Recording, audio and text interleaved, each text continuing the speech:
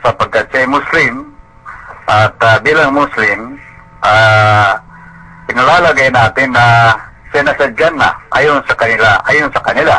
So, ako na si ulama, ano? Ngunit hindi nakakausap sapagkat patay na nga. Yun ang isa sa conclusion namin. Pangalawa, pinag-usapan doon sa pagtitipong kahapon na magpapalit-palit, rotation basis ang pag-assume ng leadership ng kanyang grupo. Tatlo, yung mga leaders kasama niya ang mag-rotation. 6 months bawat isa ang tagal ng pag-assume ng bawat isa doon sa tatlo. So, ang implication niyan, si Amirul Umra can no longer lead the group. So, ang ibig sabihin, patay na sapagkat wala namang ibang dahilan na logical kung bakit hindi siya mag-assume ng head o di kaya leader ng grupo if he's around. So, ang ibig sabihin, he is not around. Or if he is around, he is incapacitated physically and mentally. So, ang ibig sabihin yan, pangulang basis ng conclusion namin, patay na rin. Patay. So, ngunit, ang email, katulad ng paliwanag ko doon, always stand for the truth. At sinasabi namin ngayon, hindi namin nakita yung kanyang reading at yung nakapagbigay sa amin ng source na reliable, hindi rin niya nakitang reading. Pero ganun pa rin, hindi ma-invalidate yung conclusion namin na patay na dahil sa hindi nakita yung kanyang reading. Maaaring itinatago ito. At ang obvious reason, meron obvious reason. One of that obvious reason, probably para hindi ma-demoralize yung kanyang mga followers. So, we concluded na si patay na. Opo. Vice Chairman, itong conclusion na ipinalabas ninyo ngayon, official conclusion po ng MILF, Vice Chairman? Hindi naman kailangan magpalabas ng official conclusion ng MILF. Sapagkat itong kanyang kamatayan ay hindi official issue. At hindi official business ng MILF. But, ito is situational.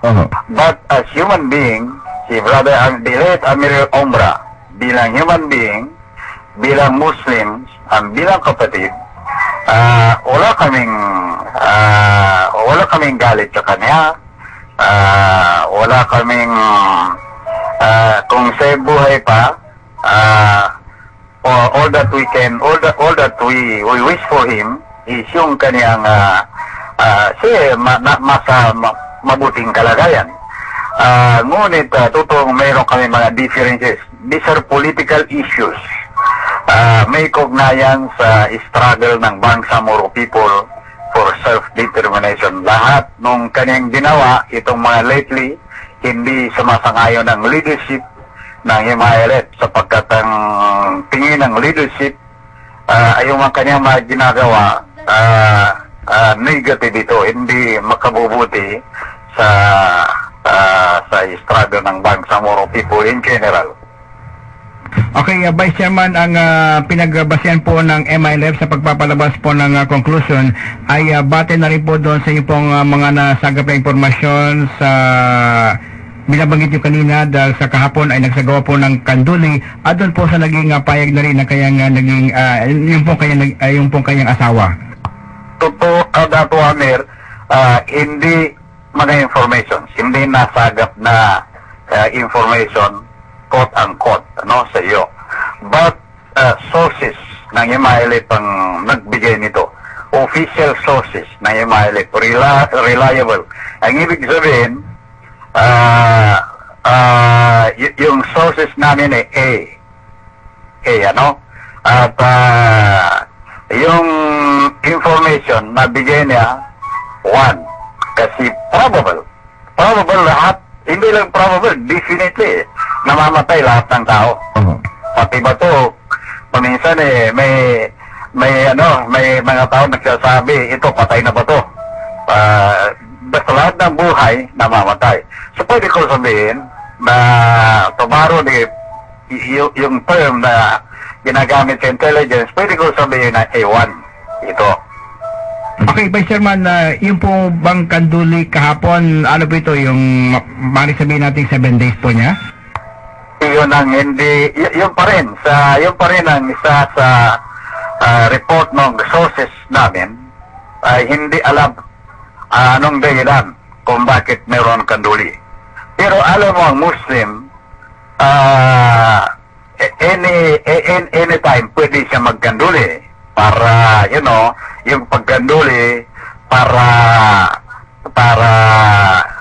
ang gumawa nun ay makakuha siya ng pahala doon sa pagkanduli kasi yung tao pinapakain mo, siyempre may pahala yan according to Islam. Yun ang paniniwala na, yun ang belief in Islam, which is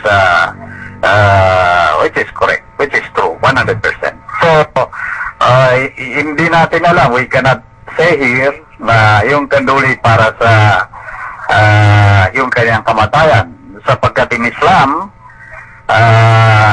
hindi kasama dyan yung 7 days, 40 days, at saka meron pang 100 days. Dato Amir, alam mo ito, yan nasa Quran yan, alam mo ito, Dato Amir. I see. Okay. Ano ngayon ang mensaheng nais nung iparating sa mga miyembro ng BIFM na dating pinamumunuan po ni Ustad Amelil Ubracato? Since base po dun sa mga sources po ninyo, maaring patay ng